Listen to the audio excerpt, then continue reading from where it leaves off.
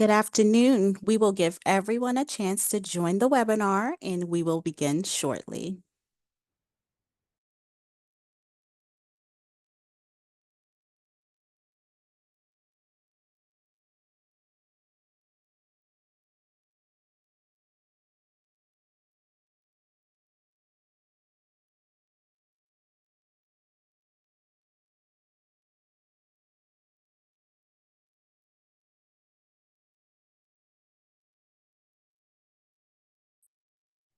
Good afternoon. On behalf of the NIH Office of Disease Prevention, it is my pleasure to welcome all of you to today's event from our Prevention in Focus webinar series. This is our third webinar of 2024, and we are very excited about today's presentation. My name is Valerie Robinson, a health science policy analyst here at ODP, and I will be serving as the host for this session. As a background for those joining us for the first time, this webinar series was first launched in 2021, and it was intentionally conceived for the purpose of providing a space to hear directly from prevention research experts and thought leaders whose work is driving impactful advances in the spaces of prevention research and public health. Today, we are delighted to have Dr. Monica Webb Hooper from the National Institute on Minority Health and Health Disparities, who will deliver a presentation titled Unlocking Solutions, Menthol Smoking Cessation Strategies. So before I begin, I would like to go over some logistics for today's sessions. As attendees joined the Zoom today, audio lines were muted, and these lines will stay muted throughout the session. So please know also that this webinar will be recorded, and an archive recording will be posted to ODP's Prevention and Focus website and made available on ODP's YouTube channel in the coming weeks. Of course, there will be a question and answer session at the end of the presentation. And as stated, please feel free to submit any questions you have to the chat pod and direct them to host and panelists. And at any point in time, you may also use the chat pod for general commentary, questions for the speaker, or to request technical assistance. Next slide, please. And the next slide. So with that, I know we're eager to get to today's presentation. The reception to this event has been tremendous. So at this time, I'd like to introduce Dr. Denise Stredrick, who will share some Office of Disease Prevention updates and introduce our speaker for today's webinar. Dr. Stredrick joined the ODP in January 2022 as a health sciences administrator, and in this role, she coordinates collaborative efforts with NIH institutes, centers, and offices to enhance the NIH portfolio on prevention research to reduce health disparities and achieve health equity. Welcome, Dr. Stredrick. Thank you, Dr. Robinson. So before I introduce today's speaker, I'm going to give a brief update on the ART Challenge recently hosted by the NIH Advance. Next slide. Advance is Advancing Prevention Research for Health Equity.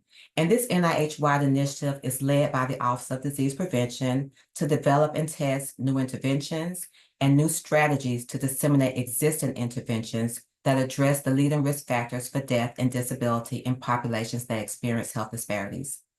The title for the ART Challenge was How Prevention Can Create Better Health for Everyone.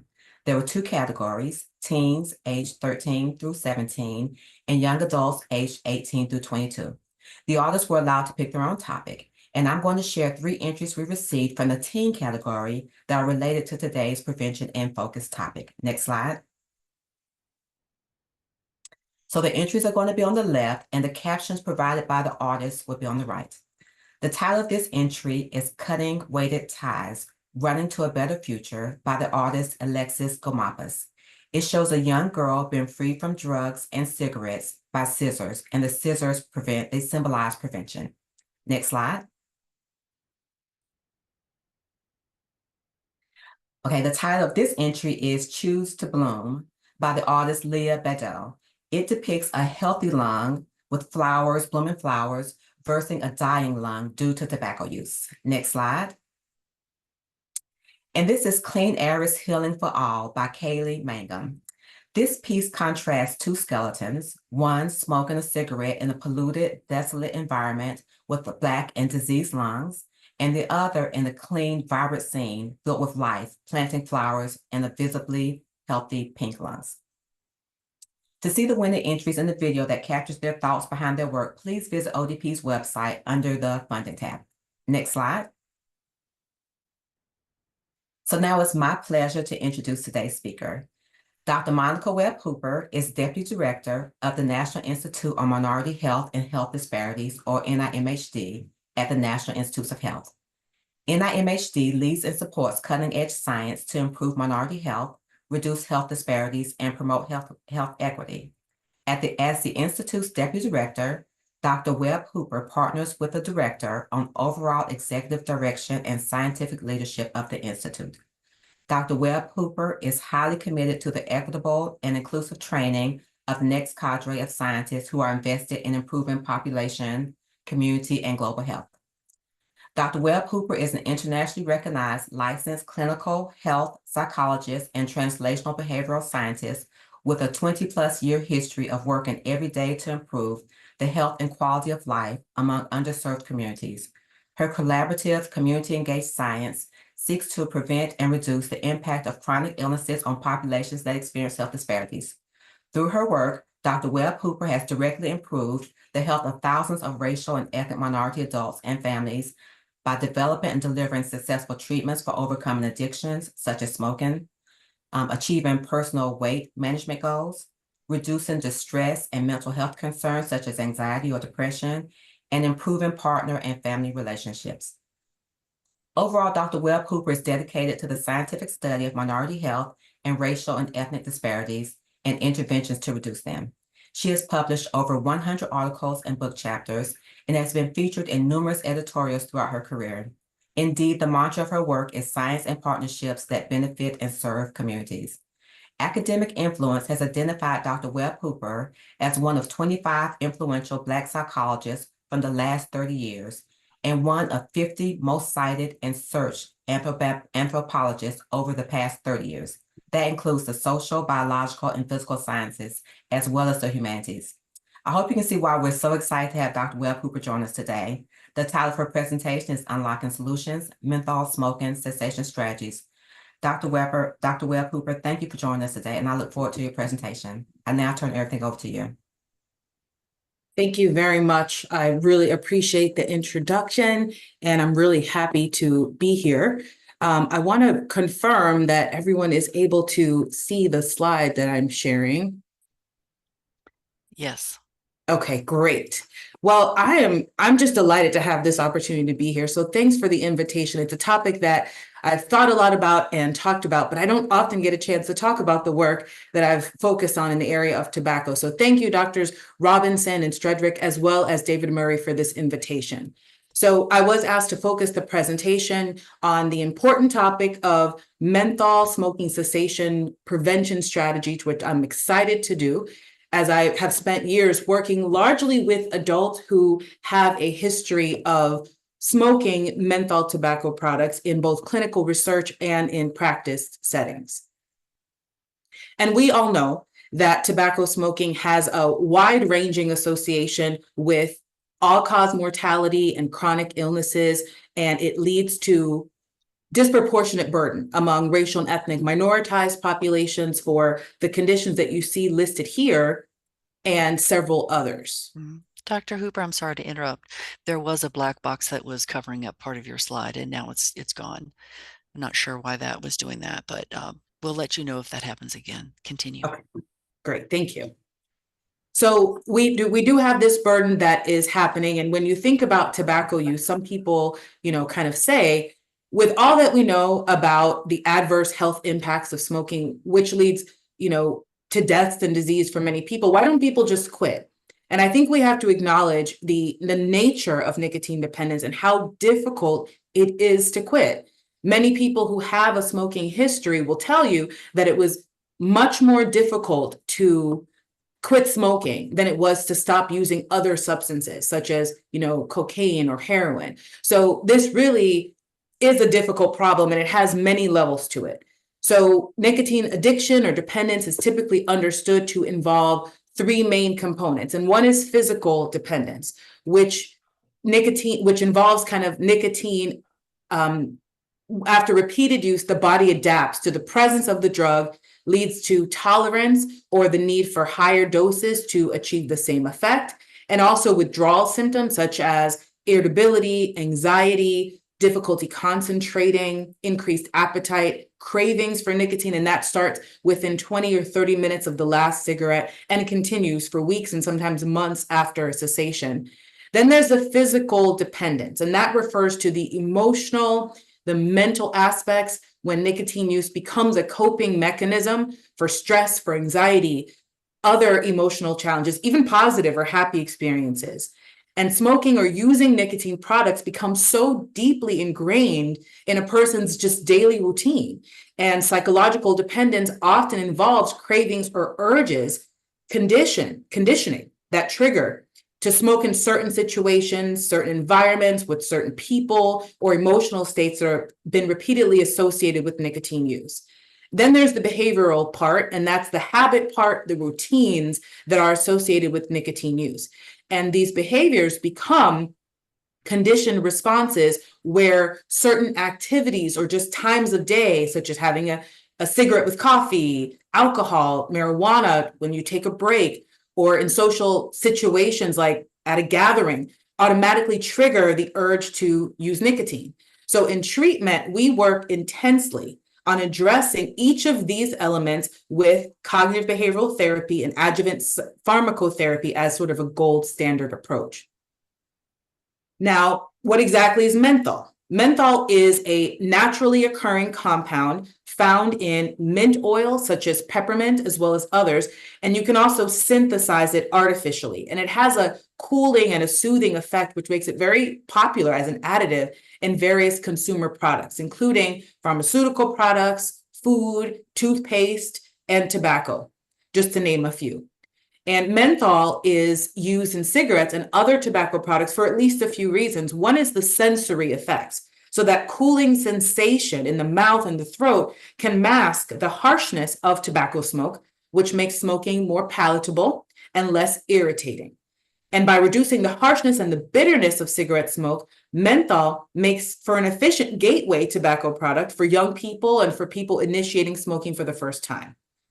Second, we know that research examining tobacco industry documents also suggests that menthol can facilitate, and this was known, deeper inhalation, which increases nicotine absorption in the lungs. Then there is the targeted marketing and the consumer appeal, where menthol cigarettes have been aggressively marketed to specific demographics, including Black American persons, women, and younger individuals. There are also significant efforts to foster brand loyalty. Now, research also tells us that some people who smoke have the misperception that menthol cigarettes are thus less harmful, maybe because of the cooling sensation, than non-menthol cigarettes. And that question of whether smoking menthol cigarettes is more harmful to physical health compared with non-menthol products is still an empirical one. And the data have just not been fully clear, but there is some work suggesting that both types of cigarettes seem to be equally harmful per cigarette smoked in terms of atherosclerosis and, for example, pulmonary function decline. So there's more work needed in that space. Now, in terms of disease prevention and health behavior change, I've been very interested in reducing racial disparities in quitting. With regard to tobacco cessation, the most persistent disparity is that African American males and females are less likely to achieve smoking cessation compared with their white male and female counterparts, particularly adult Black females. And this is a consistent finding across both epidemiologic and clinical trials. These are critical problems to address, and it's not as simple as it sounds, and it's certainly not an issue of sort of blaming the victims. But let me give you some data. So, for example, among US adults in 2021, about 46 million people, 2021, 46 million people currently use any tobacco product. That's about 18.7% of the US population. And about 14.5% reported use of any combustible tobacco product. The numbers of people who report current smoking has shown significant decline over the past few decades, which is a big win for the tobacco control movement and for public health. And indeed, overall, about 2/3 of adults who've ever smoked cigarettes report that they've quit. So this is great. Now, so the prevalence of tobacco combustible use is greatest among American Indian and Alaska Native adults and among individuals who are identified in the other racial category, which largely includes individuals of multiple heritages. So what you see in the table is that there's not a major disparity in smoking prevalence when you compare white and Black or African American adults. In fact, this is an example of a disparity that was eliminated in about 2001.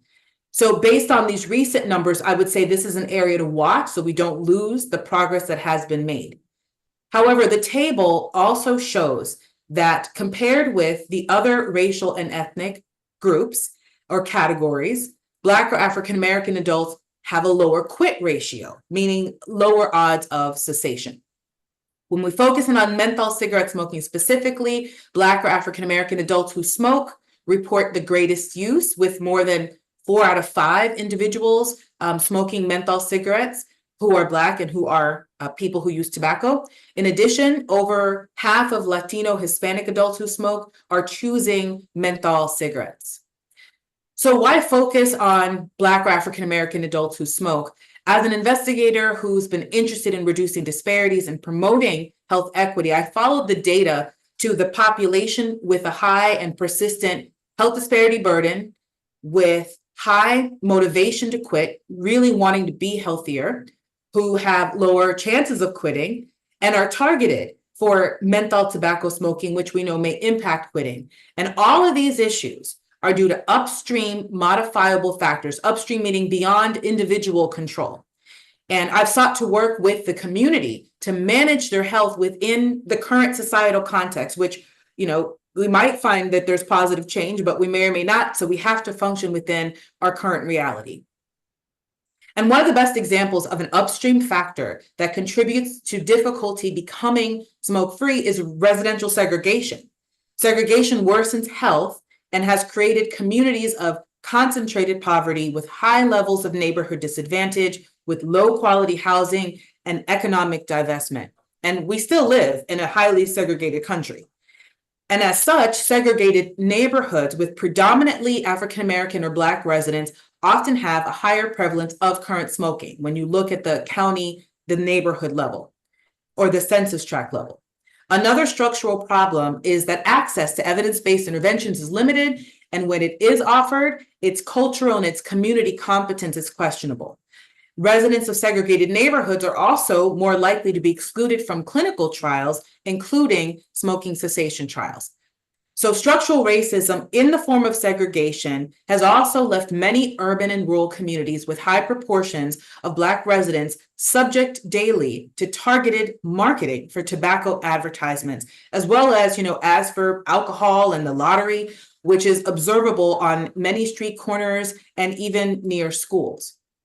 Now, as I mentioned, many people who smoke and wish to quit have a hard time doing so. They make multiple attempts. So let's look at some data on a few questions about whether smoking menthol cigarettes confers an additional disadvantage. So first, does menthol tobacco smoking impact cessation? The data on this are mixed, but recent studies by and large indicate that yes, it does. We have systematic reviews concluding that there was not a consistent association or trend pointing to greater difficulty quitting. We also have at least one review with the opposite conclusion. Meta-analyses are also mixed, with some work finding no difference in quitting between adults who smoke menthol versus non-menthol cigarettes, and others finding that indeed Black or African American adults who smoke mentholated cigarettes are less likely to quit compared with non-menthol cigarettes. And some of this seems to be related to the quality, of the studies included in these reviews. So let's look at some other data. On the next few slides, I will show data or conclusions from relatively recent publications looking at this question. These are data from the tobacco use supplement to the current population survey between the years 2003 and 2019. The main conclusions were that 1, smoking cessation increased over time for the overall population. And second, that Black or African American adults did not experience these gains in overall quitting or for quitting among those who smoked menthol cigarettes. So menthol is worse for quitting. Let me show you some of the slides from their publication. This is a figure from this analysis by Jamal Jones and team, where we see an increase in smoking cessation for all groups, especially between, you see that jump between 2011 and 2014. Overall smoking cessation prevalence did increase to about 7.6% by the 2018 and 19 survey. When you stratify these same data by racial and ethnic categories, we see that Black or African American adults had the lowest smoking cessation prevalence, that's the gray line, compared with all the other racial and ethnic groups, and all the other groups are reporting greater cessation. These data show stratification again by race ethnicity. These are among the respondents who smoked menthol cigarettes. And again, the focus is on the line with the lowest cessation prevalence, the gray line. And you see once again that it is Black respondents who had no statistically significant changes in the menthol smoking cessation prevalence, corresponding then to the lowest menthol smoking cessation prevalence estimates across all of these categories of racial and ethnic groups, who also smoked mentholated cigarettes during the study period. So something's clearly going on here. These data are from another nationally representative survey. This is the Population Assessment of Tobacco and Health Study. We call it the PATH study. And they came to the overall conclusion that it's the same, that menthol cigarette use is associated with lower odds of cessation. But in this analysis, in addition to Black smokers with daily menthol cigarette use being less likely to quit, they also find that white respondents who reported menthol smoking were also less likely to quit. Okay, I think we're making a strong case from recent studies, but why not just look at data, maybe from one more? This is another analysis of the PATH study. They also found that adults who smoke menthol cigarettes, again, had lower odds of smoking cessation, and that the effect was modified by race and ethnicity, with Black respondents who smoked menthol cigarettes having lower odds of quitting than white or Hispanic respondents reporting cessation. So I think we see the pattern. Let's ask a slightly different question. What about in the treatment context, right? We just looked at data from large surveys, people seeking help quitting, it might be different. But these are findings from a large comparative effectiveness trial, comparing 6 combinations of FDA-approved pharmacotherapies. And they also found that smoking menthol cigarettes was associated with reduced cessation success compared with non-menthol smoking. So 38% versus 31% versus 38% respectively, and especially among African-American women. Okay, so medication treatment did not eliminate the cessation disparity, but what about switching? The question we're looking at now is, if adults who smoke mentholated cigarettes switch to a non-menthol cigarette, will that help with cessation? Well, this study examined this among Black or African-American adults who were interested in quitting smoking. They were randomized to either continue smoking their menthol cigarettes or to switch to a non-menthol cigarette for 1 month prior to making a cessation attempt. And this figure tells the story. So the lines with the solid Black dots and the solid Black diamonds are where I'd like you to focus. It's a little bit blurry. What they found was that over the 4-week study period, those who switched to a non-menthol versus continuing to smoke menthol cigarettes, they reported smoking fewer cigarettes per day, so they were smoking less, and they reported lower withdrawal symptom severity.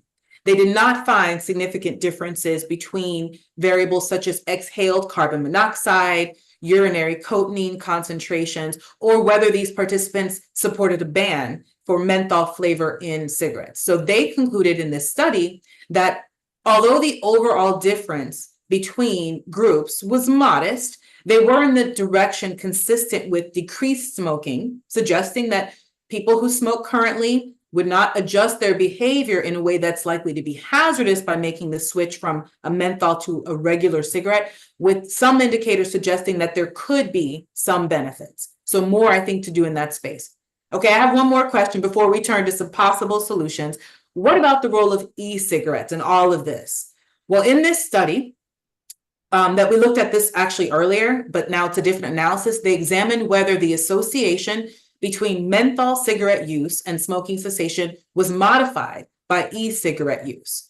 And they found that e-cigarette use was associated with higher odds of smoking cessation among both menthol and non-menthol tobacco users, people who smoke, but the association was stronger among menthol, people who smoke menthol cigarettes. So their results suggested that a menthol smoking ban may help with smoking cessation and perhaps for Black adults who mostly smoke menthol, and that a menthol smoking ban, if it were enacted, might be more effective if access to e-cigarettes was included as a way to quit cigarette use. So, to the extent that this kind of finding holds, our group has found that among people who responded in a survey, that they had tried e-cigarettes before. So in individuals across racial and ethnic groups who smoked menthol cigarettes, they reported greater intentions to use e-cigarettes as a reduction or cessation aid. Let me say that another way. Adults who smoked menthol cigarettes and had ever tried to use an e-cigarette, they expressed intention to continue their use of e-cigarettes as a way to help them quit their combustible cigarettes. So I think, monitoring for e-cigarette knowledge and behavior among individuals who smoke menthol cigarettes is important. I think it may be an intervention target for future research to look at. I will just note a potential concern that I have, which is that given that menthol cigarettes are harder to quit, there is a possibility of sort of extra nicotine and toxin exposure if people develop a habit of sort of dual use. So that would be something I think we should watch for. But I think we can conclude pretty safely that smoking menthol cigarettes does make it harder to quit, especially for Black or African American adults, even in treatment, and that switching may help with behavior change for antecedents like smoking fewer cigarettes in a day, and that e-cigarettes may be a possible switching tool if we watch it carefully. So now I want to focus on what we've learned about cessation strategies to reach those most in need who are largely Black or African American persons. Okay, so there are several different kinds of health behavior change interventions that are used to treat tobacco dependence, as well as other behaviors, addictions, psychological challenges. Standard interventions are just, the one-size-fits-all approaches designed for the US majority population. Tailored interventions are designed for individual characteristics, so what's going on with that person. And then targeted interventions are those intended for a specific subgroup. Might be for youth, might be for women, might be for a racial or ethnic group. Culturally specific interventions are thus a type of intervention targeting. You also will see them described using a range of terms that you see here. I prefer the term culturally specific because I think it recognizes that while this intervention is designed for a particular population, it really may not fit for all members of that group because there's always within group heterogeneity that is significant. And I mentioned earlier that cognitive behavioral therapy combined with pharmacotherapy, such as a nicotine replacement therapy or a medication like varenicline, are gold standard interventions for smoking cessation. And we recently published a study, a randomized controlled trial, that compared the efficacy of CBT plus NRT by race and ethnicity. And these are the cessation percentages at each time point. We stratified the data by race and ethnic category. So among white participants, you see that CBT led to significantly greater cessation, particularly at the EOT, which is the end of therapy, 71%. And that's compared with a general health education, or what's called GHE here, at 53%, which is also great. And there were no significant differences at the other assessment points. So very strong quitting, which is great. Now I'm going to skip over to our Latino or Hispanic participants to say that cessation across time points was also very strong, ranged from about 74% to 55% in the CBT condition, and ranged from about 62 to 47% in the GHE condition. No significant differences. Now, if you look in the middle, you see our Black or African American participants, where you can see that CBT gold standard also led to significantly greater cessation at the end of therapy and at the 12-month follow-up. So, 67% at the end of therapy, 12-month follow-up, about 52%, compared with general health education, where the cessation rates were also actually quite strong. These intensive interventions tend to produce large effects. But GHE, did not lead to the same level of cessation as cognitive behavioral therapy. So that means that cognitive behavioral therapy increases the odds of quitting among Black or African American participants by about 2.6 times relative to GHE. And this was actually more than the adjusted odds of cessation for both our Latino, Hispanic, and our white participants. I think that does have important implications for what we call minority health research and minority health. But from a cessation disparities perspective, even with that positive finding, African American or Black participants in this study were still less likely to quit overall, and that was irrespective of their intervention condition relative to their white counterparts. And we found that in a longitudinal model that you don't see here. And I think it could have been driven by that relatively low cessation of our Black or African American participants in the GHE condition, particularly at the 12-month follow-up. So what I take from that is that the findings point to the benefits of CBT in promoting long-term abstinence for this population as well as others. So it does generalize, but it suggests that culturally specific interventions which attend to the needs of a target group might be important for addressing cessation disparities in this group of African American adults. So can standard cognitive behavioral therapy as an intervention reduce racial disparities in tobacco cessation? I would say yes, but maybe less well for Black adults who wish to quit. So that brings me to more work that we've worked on in this space to think about what we should do to reach those most in need, or what we call equity work. And the work of building towards health equity is just not easy. It's not fast. It's about meeting people where they are and providing the appropriate resources.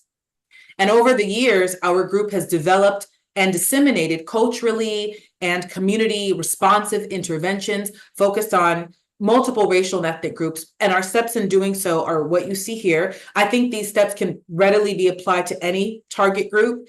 So the 7 steps start at problem identification, then go to formative research, then intervention, development, and testing, and then they end with dissemination of effective interventions. And we've been talking about our field's gold standard CBT for smoking cessation, which we know does generalize across racial and ethnic groups. We also developed a culturally specific group, cognitive behavioral therapy for smoking cessation. That was an adaptation of the standard cognitive behavioral therapy program. So this is what the culturally specific intervention actually consists of. So the culturally specific group CBT retains that same standard, gold standard content from CBT, but adapts it so that it considers factors such as menthol in session 1, for example, and racial discrimination in session 3 that we know affect tobacco use among Black or African Americans. So as we covered nicotine addiction and menthol smoking in session 1, and we covered stress and smoking cessation during session 3, in both interventions, the discussion was adapted in the culturally specific CBT. And these data are from one of our studies. This is the trial overall findings, and you can see that culturally specific CBT demonstrated differential efficacy compared to standard CBT. And yes, this is supplemented with NRT for both of these conditions, time and attention matched. So what you see is that across time points, participants who received the culturally specific CBT were more likely to quit compared with those in the standard condition. So this is also positive, and I think it says that we should go farther than the standard approach when it's appropriate or when it's possible. And, but we also know that the population reach of group interventions are limited. But as a psychologist, I'm a huge believer in therapy, and the effects of therapy are very strong, but not everyone's going to come into therapy, right? Fair enough. So we developed a video-based tobacco cessation intervention targeting Black or African Americans, which was a translation of 2 things. One, our efficacious, culturally specific group CBT that I just shared with you. And also, it was an update to the well-known and widely disseminated written intervention called Pathways to Freedom, Leading the Way to a Smoke-Free Community. So when we developed this video, which was by us, for us, as the saying goes, was intended to be delivered in multiple formats given the changing technology, and to provide much of the same content delivered in our face-to-face intervention, and do so in such a way to increase that reach. So I wanted to take a few minutes to share a couple clips from the culturally specific intervention.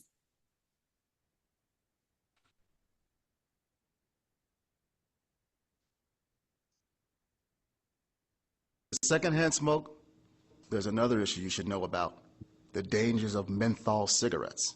If you look at adult African American smokers, approximately 83% of them smoke menthol cigarettes, compared to approximately 26% of adult whites who smoke menthol. But if you look at the youth, far greater numbers of African American youth smoke menthol cigarettes, as do white youth as well.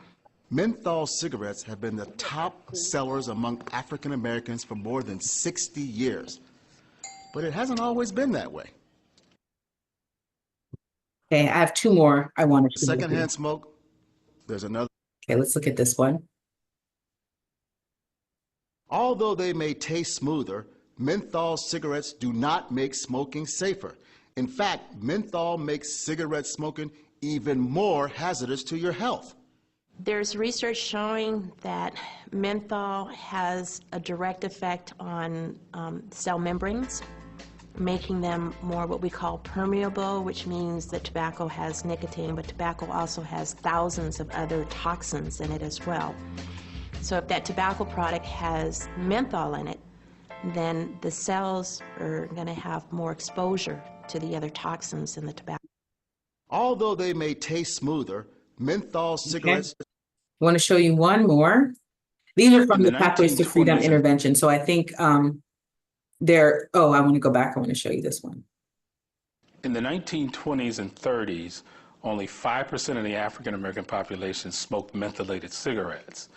And because of targeted advertising for decades, it's now at 83% of African Americans who smoke mentholated products. So it's the effectiveness of advertising over those years that took the rate from as low as it was to where it is now. But why do menthol cigarettes attract so many black smokers? Menthol has been shown to mitigate the irritating effects of nicotine, because nicotine can be very irritating, and menthol can also reduce the harshness of tobacco. So menthol has been used by the tobacco industry to make products that are attractive to inexperienced new smokers, because it makes it easier for them to start smoking. Okay, just wanted to give you a flavor. It's a 60-minute program that covers a number of topics, including menthol, as you saw. And we're very proud of the PTF intervention, and we sought to be responsive using population-based approaches while maintaining community competence. So this is the project-free RCT, where we tested the effectiveness of this video intervention as a component of quitline care in a sample of over 1,000 Black or African American adults, the largest study to conduct this kind of work. And what we found is that, the main outcomes, you can see that the Pathways to Freedom intervention led to significantly greater abstinence at the 6-month time point for both 7-day point prevalence abstinence as well as 30-day abstinence compared to the other two groups. The other thing we looked at was intervention engagement. And we found that the Pathways to Freedom video generated a 76% increase in website engagement relative to our comparison intervention, which was called How to Quit, during the study period. And this pattern was observed for each of the segments of the videos. We created segments and clips. And so that bolsters confidence for us that this is a real effect. And so these culturally specific interventions then offer both greater engagement and efficacy, even over the gold standard. Now, we continued this work and we decided that we would mirror and create an mHealth program, a mobile health program, and that we would mirror ours off of the NCI's, the National Cancer Institute Smoke-Free Text Program, which is publicly available, and it's a great program. We published a study a few years ago showing that African American people who are a part of the Smoke-Free Text Program were less likely to quit with a text messaging program compared with white individuals. So we segmented our Pathways to Freedom video intervention. We created these 30 to 120-second chunks of content, and then we pushed those to participants over about a 6-week period. They had on-demand access to pull messages anytime using one of 3 keywords. And I should mention that we did conduct a formative process to do this before finalizing the mHealth program, which is called Path to Quit. And here is what we found. This was a pilot, right? So mostly focused on feasibility, acceptability. We had a very motivated sample. Almost all reported attempting to quit for at least 24 hours. We did find that the difference in 7-day point prevalence abstinence was not statistically significant, although abstinence rates were greater in the path to quit versus the smoke-free text intervention. We did find that the odds of having carbon monoxide verified abstinence was significantly greater, at 3.6 times greater to be specific, in the path to quit versus the smoke-free text group, and that this was significant. And Pathways to Freedom, I'm just delighted. It's disseminated nationally now in most of our state quit lines. That's a big deal for our research team as well as for our community. This is an example from the Ohio quit line that includes a participant video testimonial on the site. Denise is great. And then the additional content as well as the PTF video so people can access it. Another example, this is the website from the Rhode Island quit line that includes only the PTF video as a resource for people who enroll and who identify as Black or African American. So this is a summary of solutions, I think, to help adults who smoke menthol cigarettes quit. I think helping adults who smoke menthol cigarettes really involves a combination of strategies, some of which are similar to those that we use for non-menthol cigarette smokers. And I think there's some added considerations that we can think about and include in terms of unique challenges posed by menthol smoking. So I list here on the left some general strategies. We know behavioral counseling is effective. We know that NRT doubles the odds of success when using behavioral counseling. We know that prescription medications do the same thing in terms of doubling the odds of cessation. We know that support programs and communities can also be helpful, as well as online social support programs and apps. We also know that quit lines are still the channel where people receive counseling the most of any of the other types of counseling. Telephone quit lines, they also have more online support, personalized coaching, free of charge. When you think about specific strategies for menthol use, I think the targeted counseling is really important that addresses a specific appeal of menthol cigarettes, including the sensory effects.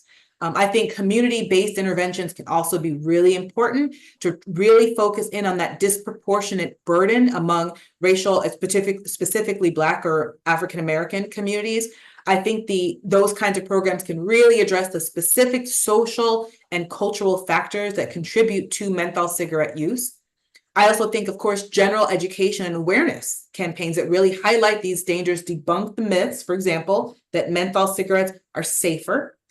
Policy measures, always critical, and we know that there is still a potential for, in the future, menthol to be banned as a flavoring, as the only remaining flavoring, so we'll have to wait and see on that. And of course, increase access to resources. So ensuring that people who smoke menthol cigarettes have access to the resources, particularly underserved communities, and in ways that are free or no cost, provide medication and culturally specific approaches wherever possible. I realize it's not always possible. So where can we go from here in terms of other kinds of solutions? One area that my team has also worked on, I just want to mention, and then I'll close. We worked on this with a talented set of engineers about how to leverage Pathways to Freedom to further tailor this targeted intervention at the individual level.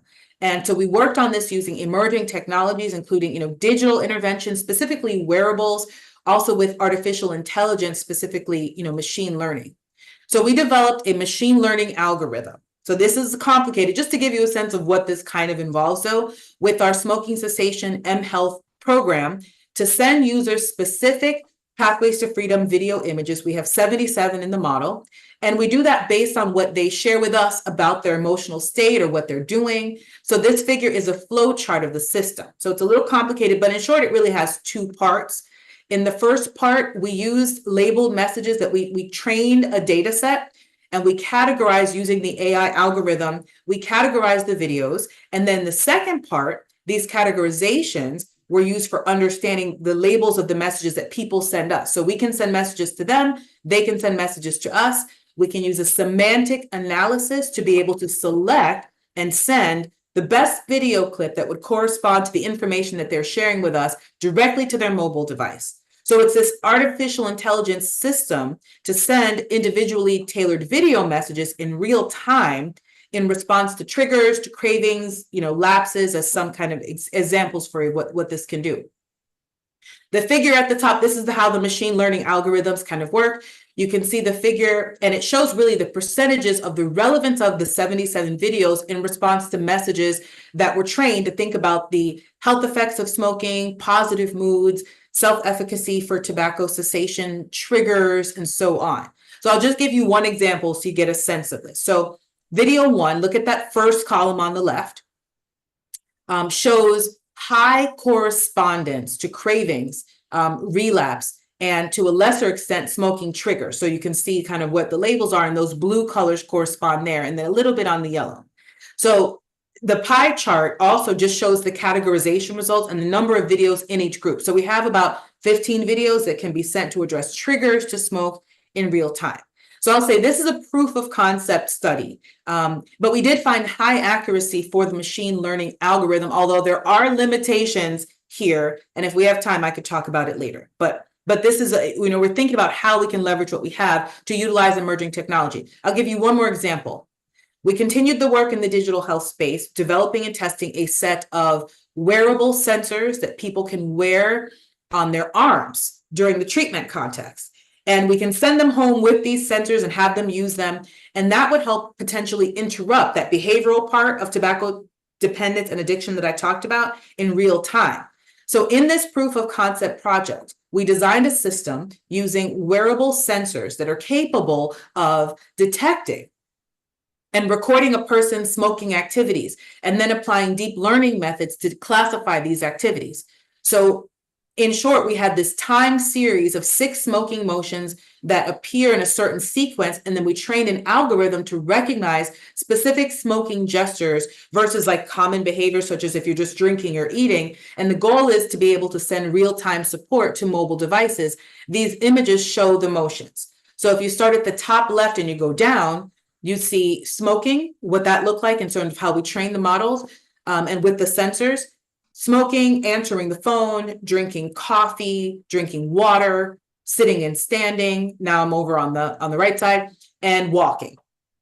So with the wearables, time serial data were collected and fed into the algorithm to classify the action that was happening. So by running this algorithm over the data for the 6 motions that we've collected, the accuracy to distinguish each motion was about 73%.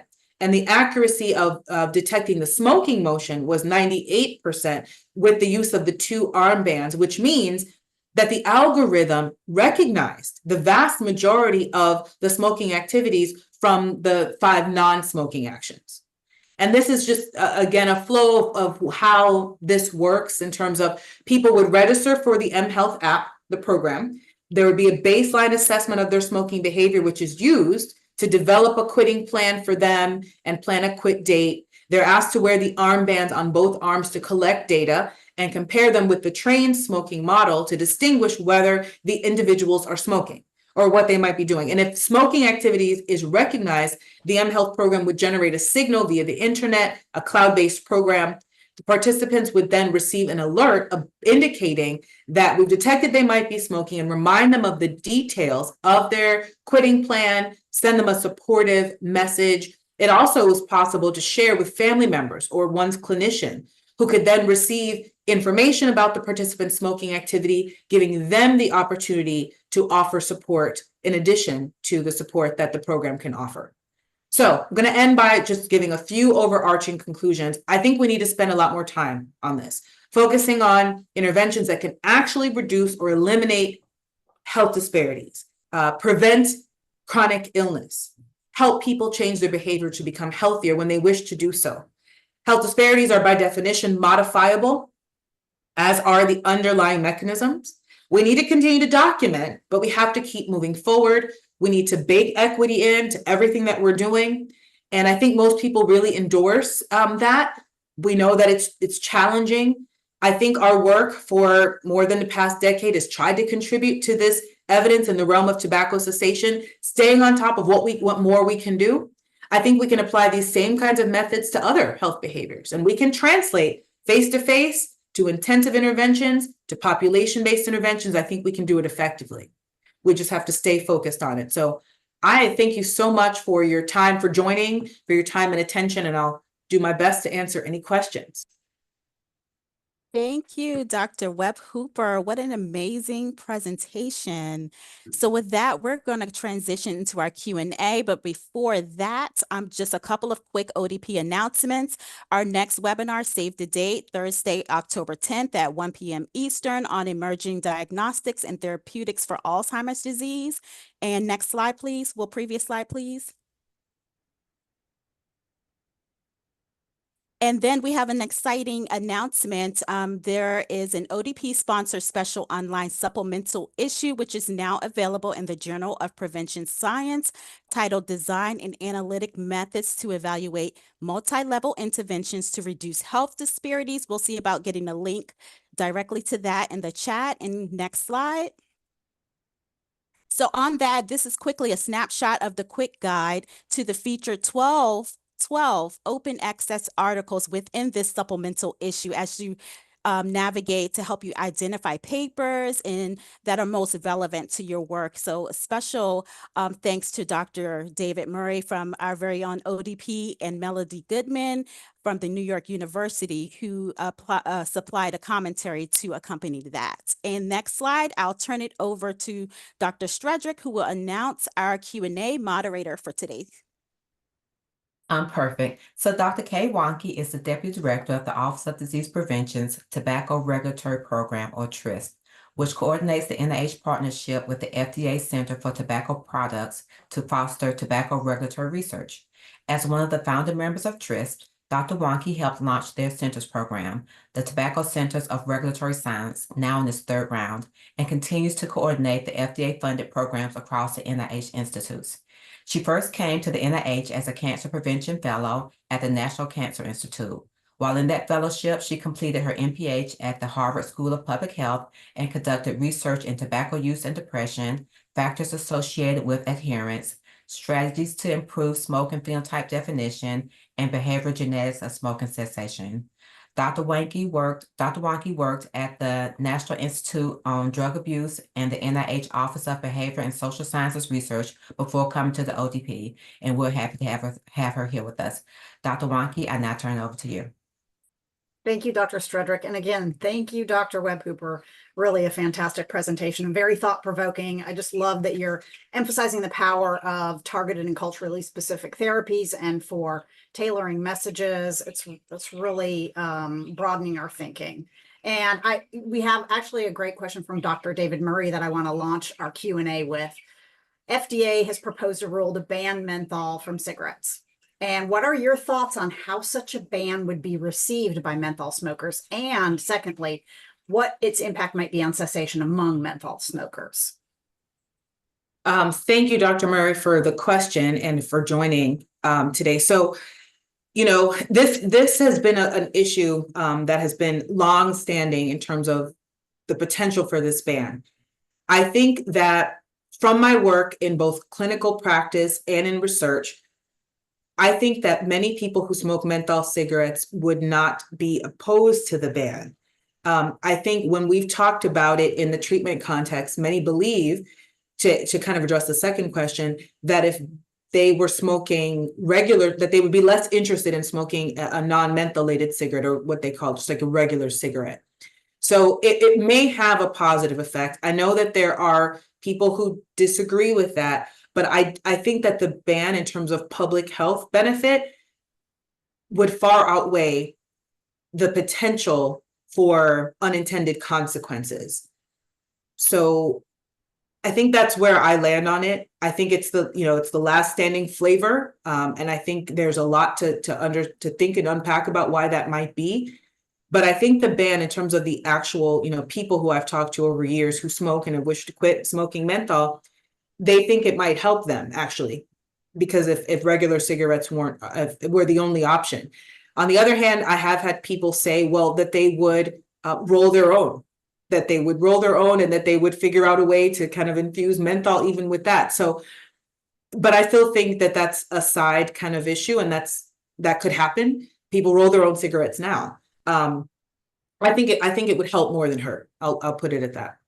Okay, that's useful. Thank you. And as a quick follow-up question, given the findings that suggest that e-cigarettes might be desired as a quitting or switching aid by those who smoke menthol cigarettes. Do you think that it's important to ensure products like e-cigarettes and oral nicotine pouches should have a menthol flavored option on the market? E-cigarettes do have a menthol flavor. And they were introduced several years ago, and they've been marketed because when you look at the data, Black or African American people have been less likely to use e-cigarettes. And that's among adults and among adolescents. With the advent of menthol flavoring in e-cigarettes, you are seeing a little bit more of an uptick there. And of those who use an e-cigarette, the preference is, and our work has shown this, the preference is for menthol flavored e-cigarettes. So that is available now. Great, fantastic. And so I have a couple of questions in the chat that are quick clarifying questions. I want to get to those. Kelly Butner Schmidt asks, did I hear you state that this study, and she's referring to Project Free, includes pharmacology meds or pharmacotherapies? Yes, they did. They included 8 weeks of nicotine replacement therapy.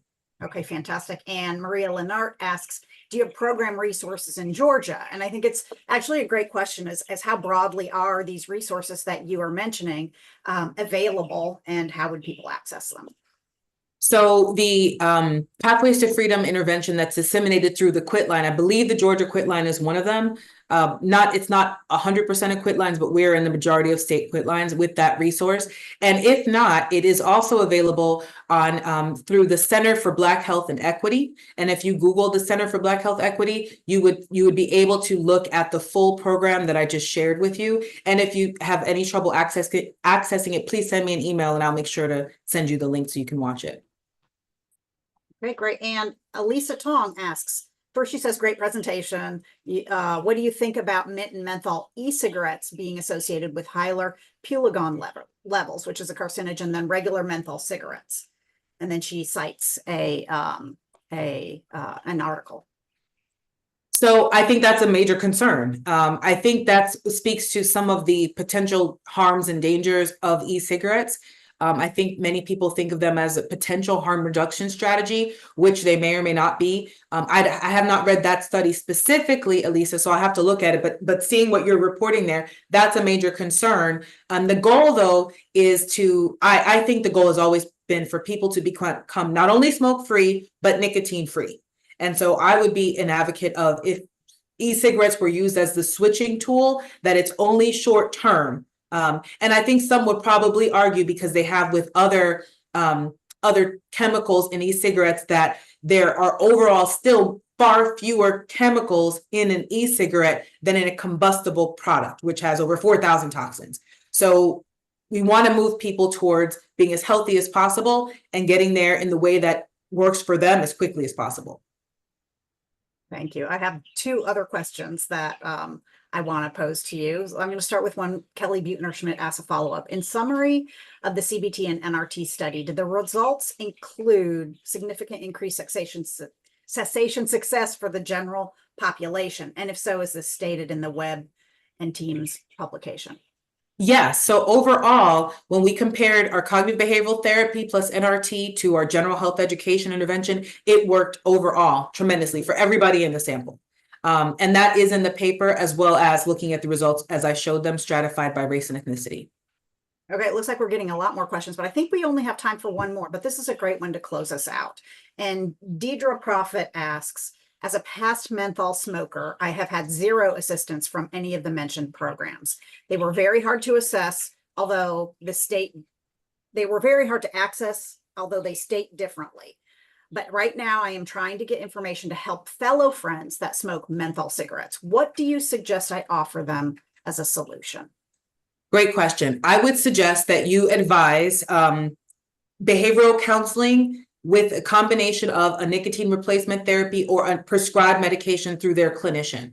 The state tobacco quit lines, 1-800-QUIT-NOW, in all 50 states are available. And if the person, wants to access Pathways to Freedom and it's one of the quit lines that offers it, it would be there. But if not, there are other resources. But that is an almost immediate way to start a person down the path of becoming tobacco and smoke free.